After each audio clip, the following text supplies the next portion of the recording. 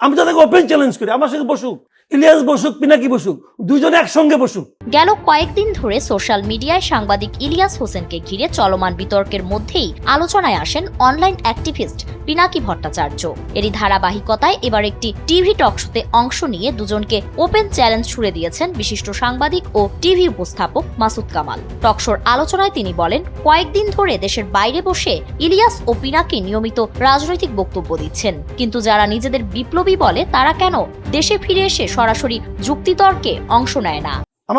আমার ভাবতে লজ্জা হচ্ছে যে এই লোকটা একসময় সাংবাদিকও ছিল, ইলিয়াস। যে কথা বলে লাভ আছে নাকি? আসে না কেন দেশে? এত বড় বিপ্লবী তারা চেগুয়ে ভাড়া হয়ে গেছে, আসে না কেন দেশে?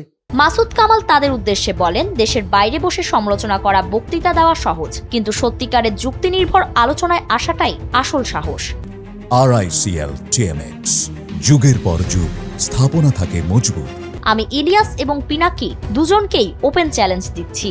যারা প্রতিদিন ভিডিও করে কথা বলেন তারা চাইলে আমার সঙ্গে সরাসরি আলোচনায় বসে যুক্তি তুলে ধরতে পারেন। আমি তাদেরকে ওপেন চ্যালেঞ্জ করি, আমার সঙ্গে বসুক, ইলিয়াস বসুক, পিনাকি বসুক, দুইজনে একসঙ্গে বসুক।